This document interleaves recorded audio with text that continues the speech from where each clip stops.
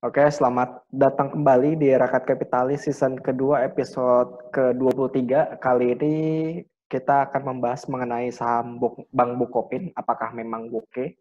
Hari ini gue ditemani sama Sigma dan Julio. Dia Halo. kembali berhalangan hadir untuk hari ini. Hmm.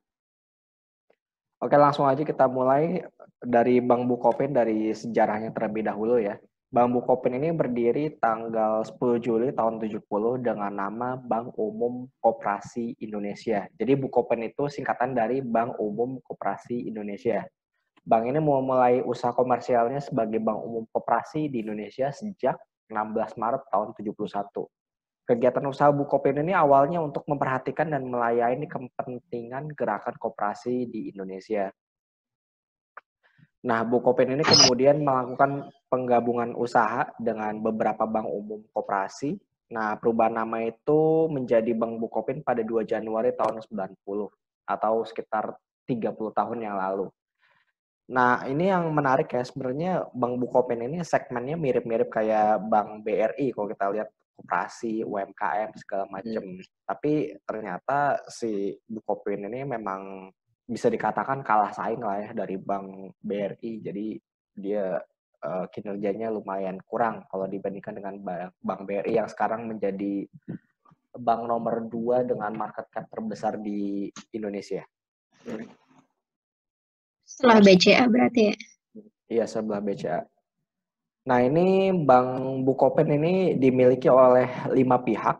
Yang pertama itu adalah Bosowa Corporindo. Bosowa ini adalah perusahaan swasta nasional dengan bisnis utama otomotif, semen, pertambangan, energi, real estate, pendidikan, dan juga menjalani beberapa proyek lain seperti media, olahraga, dan pertanian.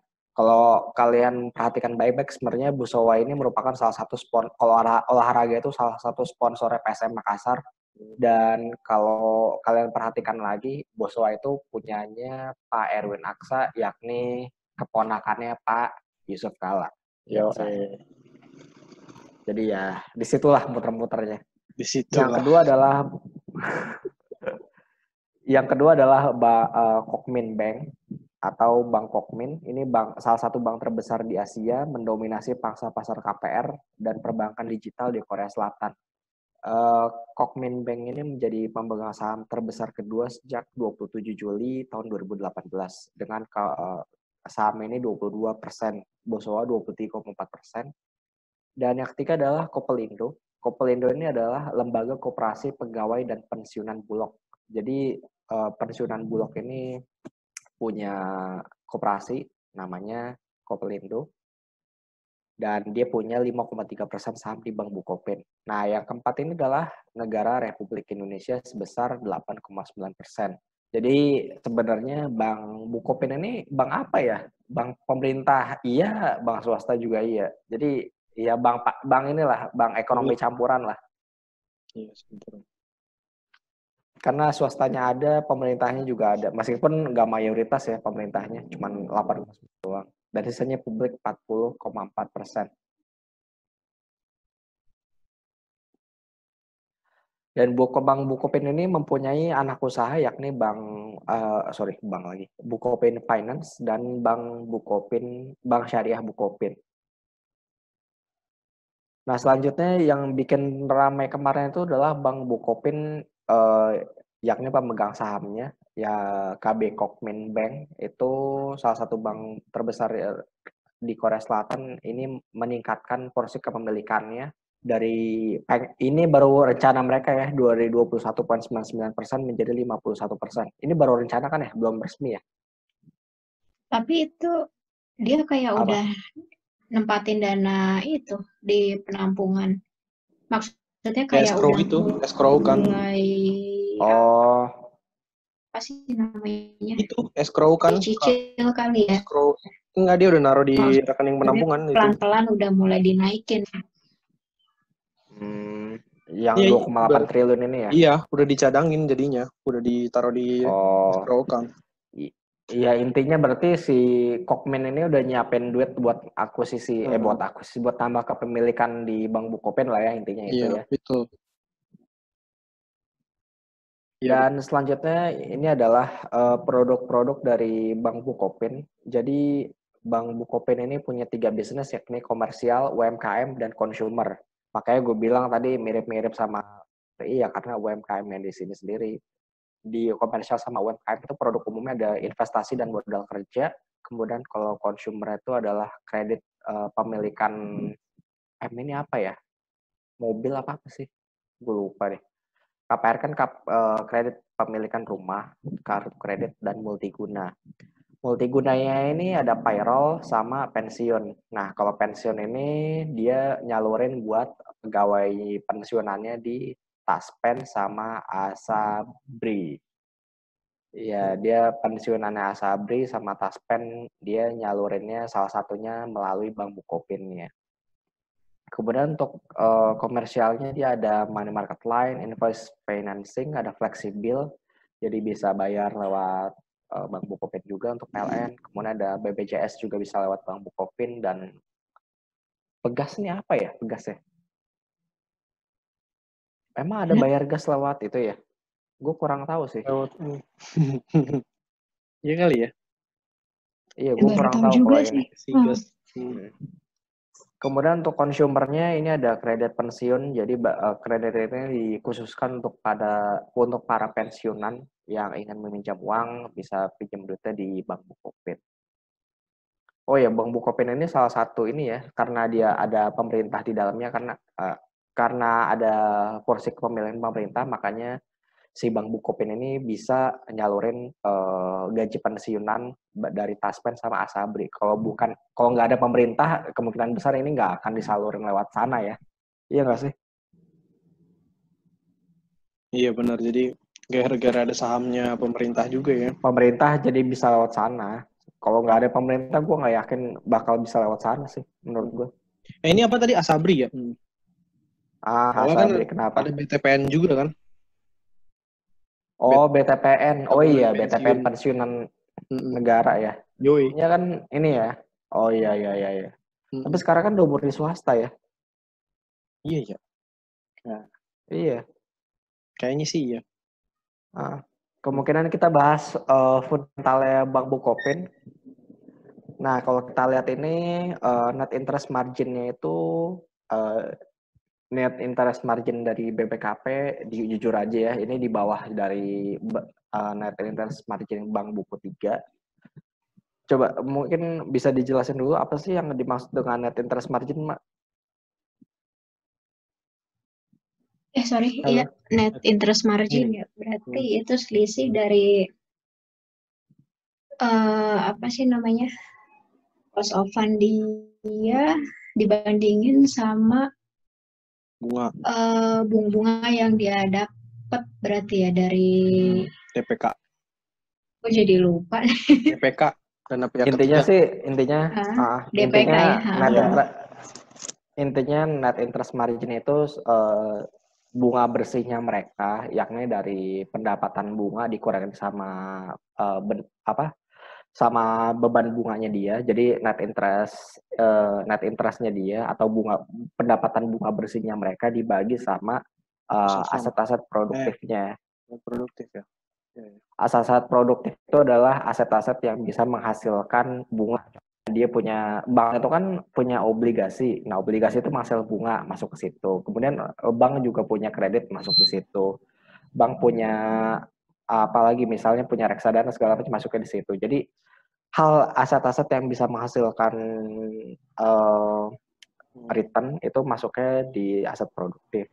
Nah, net interest margin si BBKP ini termasuk di bawah rata-rata industrinya dia. Padahal ini udah NIM buku 3 loh, tapi tetap masih di bawahnya NIM buku 3-nya dari industri. Nah, buku 3 ini adalah bank yang asetnya apa equity-nya ya? Modal intinya itu adalah inti. Antara Bank buku 3 itu adalah modal yang bank yang mempunyai modal inti 5 triliun sampai 30 triliun. Kalau Bank buku 4 itu adalah di atas 30 triliun. Modal inti ya. Oh iya. Selanjutnya adalah loan to deposit ratio. Nah, untuk loan to deposit ratio-nya ini sebenarnya masih cukup baik ya. Oh iya, untuk net interest margin itu semakin tinggi net interest margin maka semakin bagus si perusahaannya.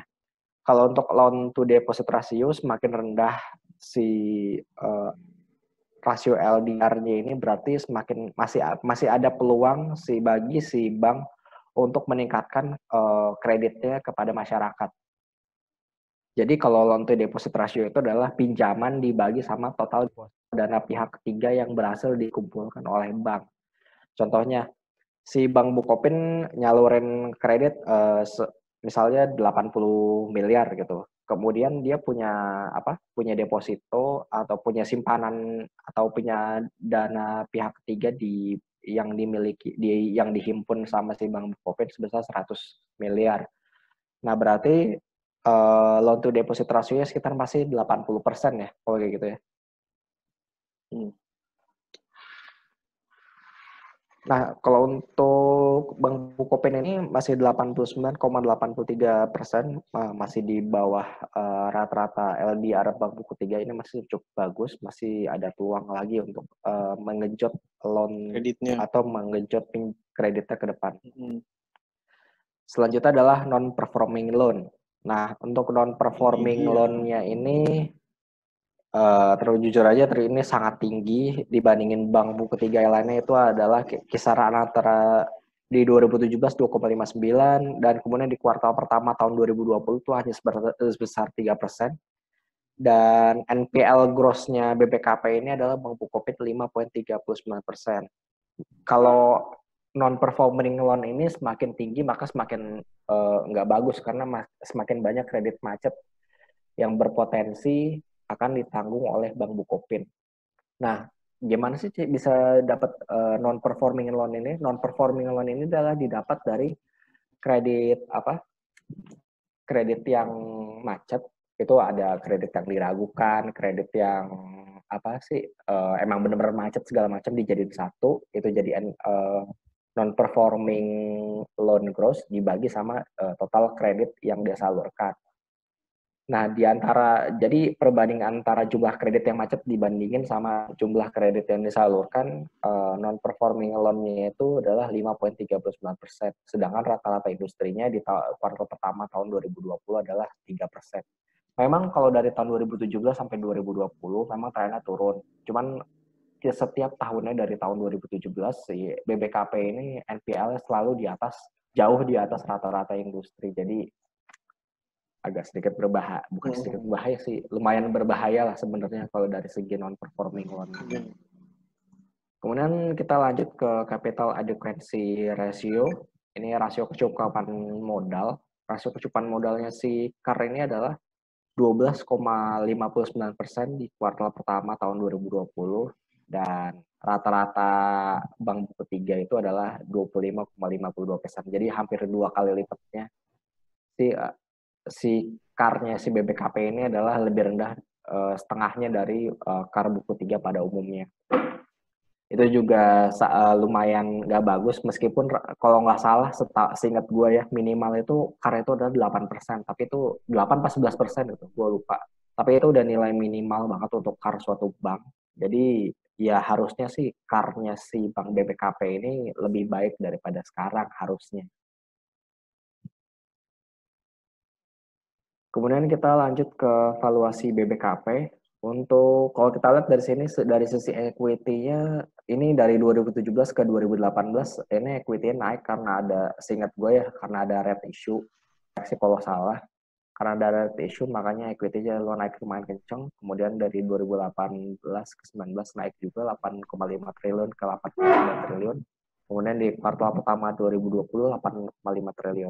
Nah, kalau kita lihat PBV-nya ini memang dari tahun 2018 sampai 2020 hanya 0,3 sampai 0,27 kali. Jadi memang tetap di bawah 1, cuman emang rendah banget dari tahun 2018. At least sudah hampir 3 tahun yang lalu. Nah, menurut kalian ini apakah si Bank Bukopin ini memang worth it apa enggak nih sebenarnya dari sisi valuasinya? Nah, itu dia. Ini price-nya yang turun atau book value-nya turun juga gitu.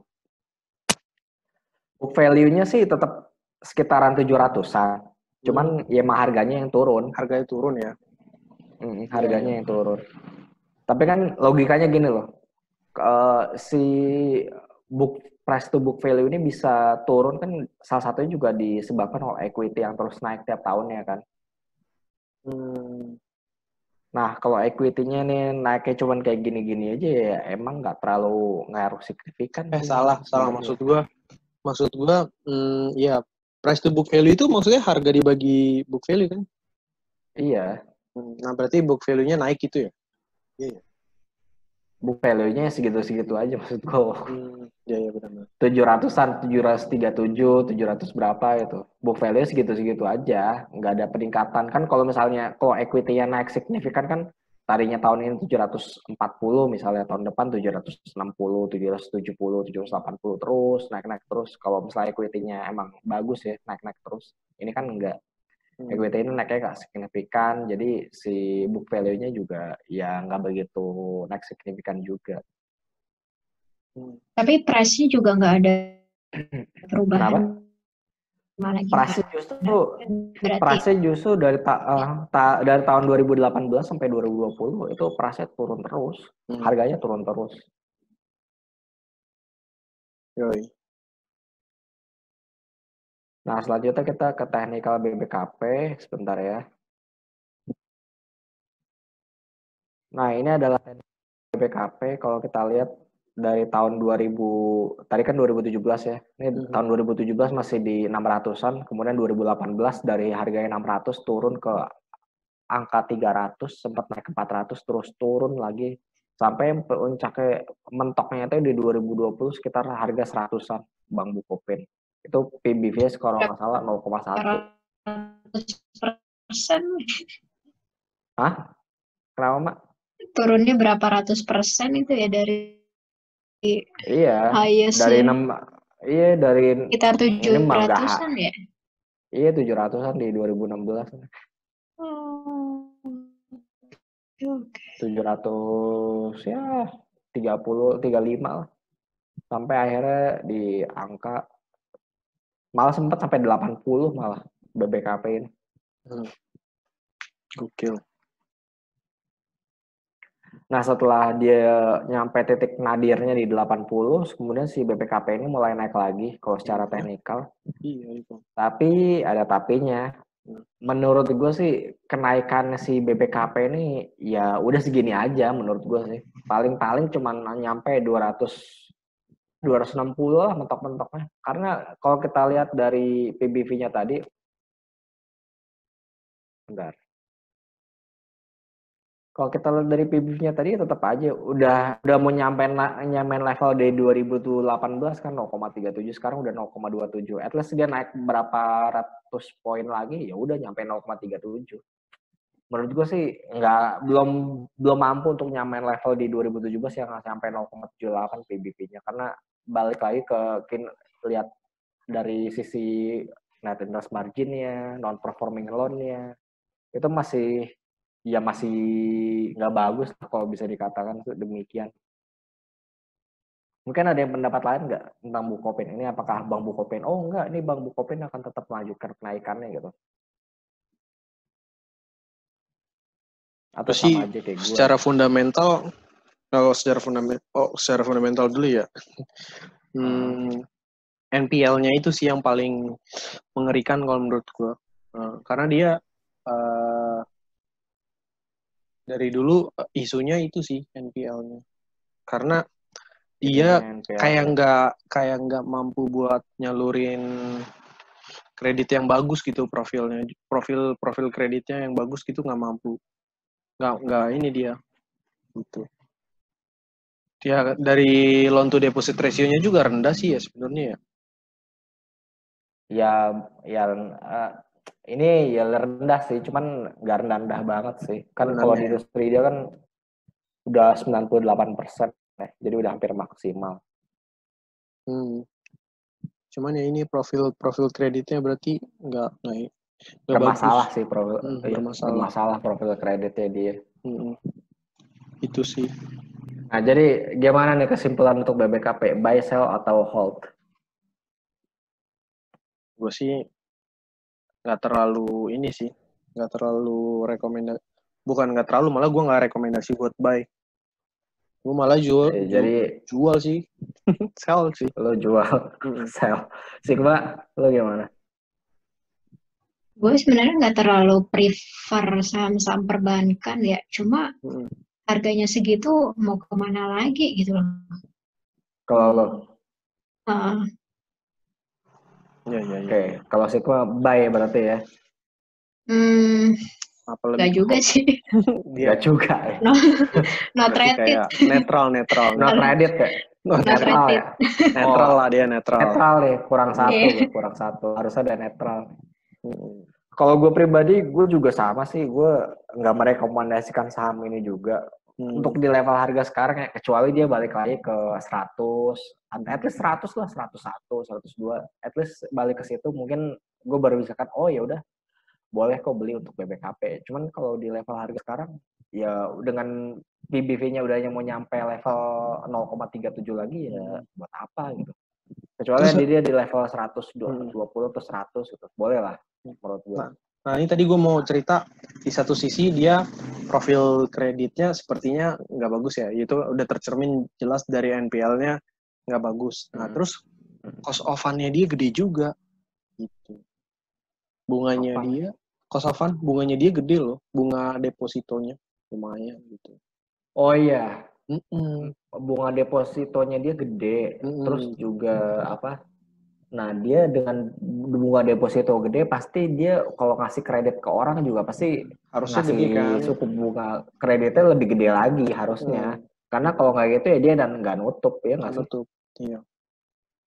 Nah, itu sih yang jadi permasalahannya dia ya. Berita gitu kan, manajemen kan nanggepinnya ya ini kan sebenarnya mereka tuh mau ada perbaikan juga kan, dari maksudnya dilihat ini manajemen baru nih nanti kira-kira gimana kan, yang kemarin kan mereka baru NPS tuh ganti manajemen segala macam gitu kan, terus sama mungkin nanti Kukmin nambah kepemilikan itu nanti ya mungkin ada yang enggak gitu loh. Jadi itu beberapa cara suaranya putus-putus nih. Iya, sinyalnya agak terganggu mungkin. Sinyalnya Sigma agak terganggu sepertinya ya. Ya udah. Ya udah. Itu ya. Rada-rada. Iya nih. Jadi intinya kalau untuk Bang Bukopin ya di antara kita bertiga sih belum ada yang buy. Untuk saham belum ada yang buy untuk saat ini. Intinya itu aja untuk saham Bang Bukopin. Belum ada yang buy untuk sampai detik saat ini. Betul. Nah, selanjutnya kita ke market preview. Untuk market preview, nah ini kondisi ISG saat ini. Minggu lalu sesuai dengan skenario sebenarnya ya, ke 4.700-an, kemudian rebound lagi ke 5.000. Sayangnya ya, dia resistennya kedua. Jadi si ISG ini nggak berhasil membentuk resisten baru, justru resistennya lebih rendah daripada resisten. Justru ya, peaknya lebih rendah. Iya.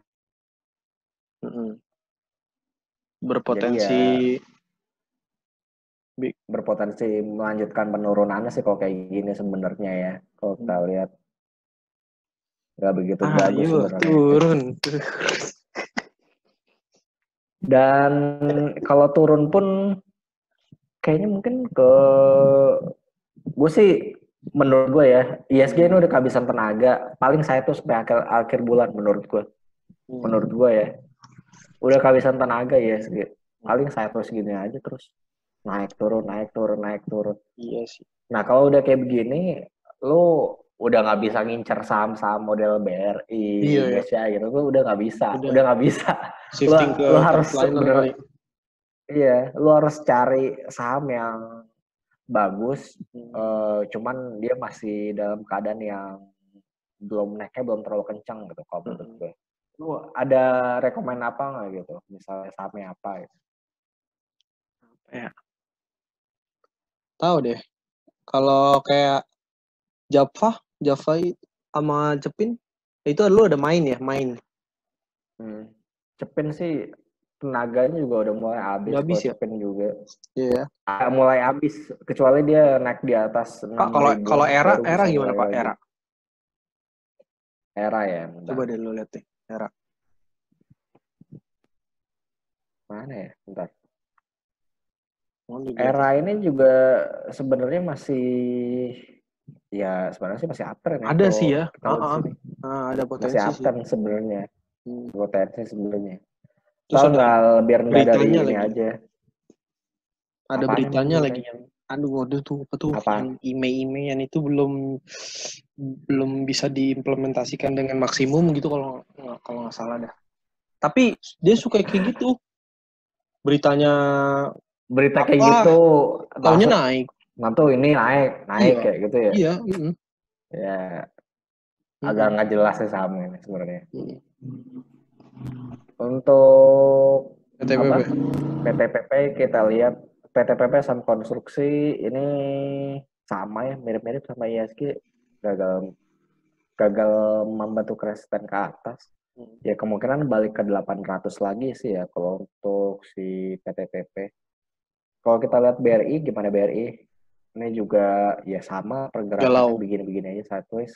Masih belum ada galau. Yang berarti. Kemudian Astra. Gitu juga. Astra sideways di atas ini agak ngeri juga sebenarnya. Iya. BRI Ini juga udah tadi sideways Pak. di atas ini agak ngeri nih. BRI ini titik Belum di puncaknya atas tapi ini banget nggak ya. terlalu di puncak. Oh iya, kalau Astra udah di atas banget sih sebenarnya. Terus dia raspes lagi. Ini agak-agak perlu hati-hati juga untuk Astra ya. Karena dia udah sideways di atas. Ali juga PTBA sama. gimana? Sideways di atas. PTBA. Ya. Oh ya tadi PTBA yang ramai ya. Itu kenapa tadi ya PTBA? Hari ini karena X aja sih, X debt. X dividen ya.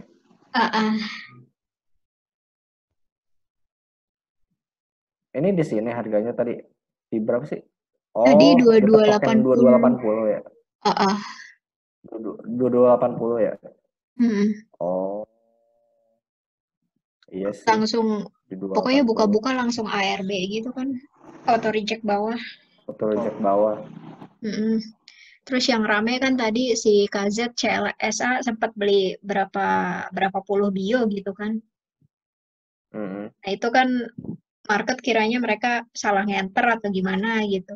Cuma sebenarnya mereka udah jual duluan di 24 sekitaran harga 24. Dan kemungkinan emang itu bukan salah enter kayak average aja sih.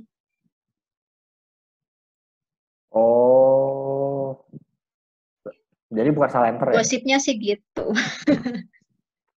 Itu gosip sih. Iya yang tahu kan. Gue mikir gini ya. Iya yang tahu sih KZ sendiri sih. Iya. Tapi menurut gue ya kalau misalnya salah enter gitu kayaknya wah elah. Ini banget sih masa sebanyak itu gitu loh. Nggak mungkin lah satu sekuritas dia nggak salah enter langsung salah jebret satu lotnya sekali banyak begitu. Ya pasti dipecah lah lotnya nggak mungkin sebanyak gitu. Ya nggak sih logikanya gitu aja.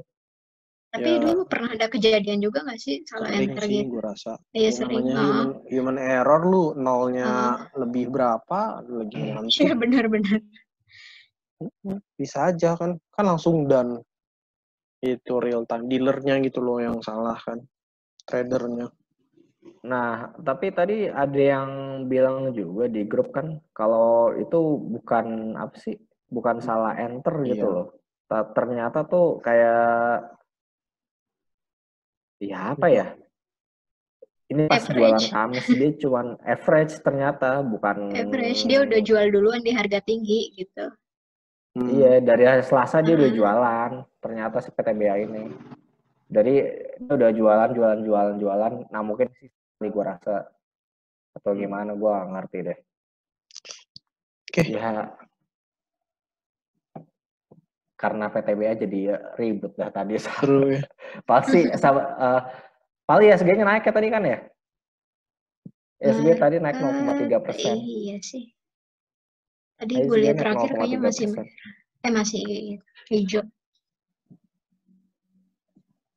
Iya, ISG-nya naik, kalau RE juga. Ya, saham-saham yang lain, saham-saham utamanya naik sih, jadi ISG-nya pasti naik. Ya tadi Jadi kayak untuk minggu depan, BRI pada naik Telkom semua naik ya? kan tadi. Untuk minggu depan gimana nih?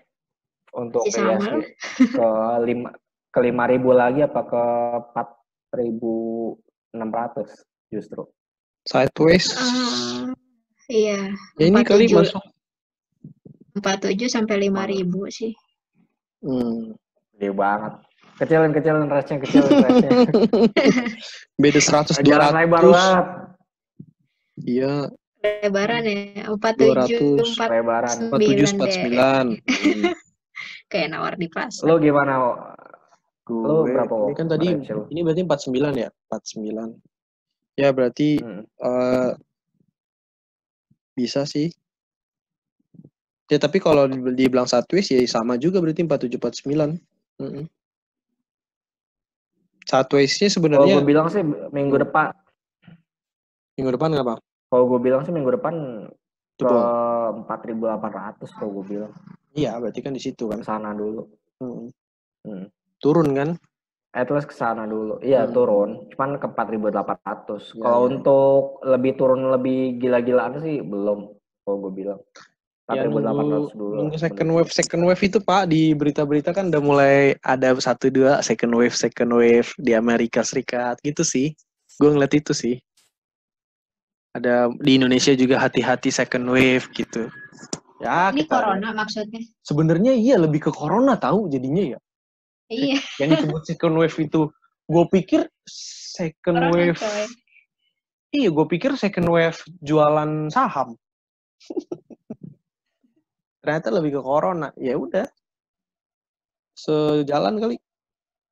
Second wave corona. Tapi menurut gue sih ya, enggak ya. Second wave mah ya. Ya apa? Menurut gue ya.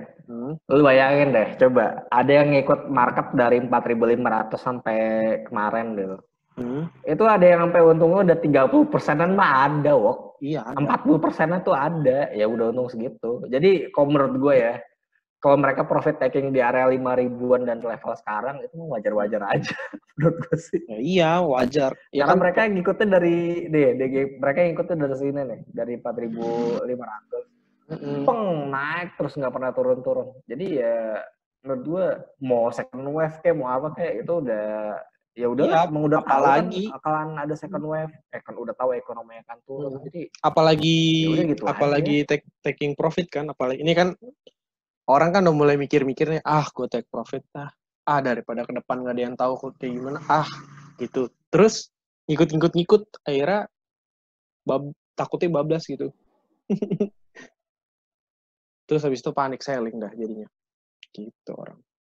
Takutnya. Gitu sih. Kalau gue sih bilang ya paling kalau gue tetap ya minggu depan palingan di 4.800 kalau gue sih itu. Jadi kesimpulannya ISG minggu depan itu kemungkinan akan kembali turun. Ya meskipun kalau gue lihat sih Dow Jones Futures nih hari ini naik sih, tapi nggak apa-apa lah. Untuk seminggu ke depan sih ISG masih akan turun. At least kalau menurut gue pribadi ke 4.800-an lah. Nggak lebih-lebih dari situ kira-kira. Ya mungkin ini dulu ya dari kita. Jangan lupa untuk follow Twitter kita di Rakyat Kapitalis. Jangan lupa untuk like dan subscribe Rakyat Kapitalis YouTube channel. Kalau mau kirim pertanyaan bisa di Twitter juga atau bisa di email kita di rakyatkapitalis@gmail.com. Jangan lupa dengerin Spotify kita di Rakyat Kapitalis. Gua Farhan, Julio, dan Sigma pamit undur diri dulu. Kita akan berjumpa kembali di episode yang akan datang. Bye-bye. Bye-bye.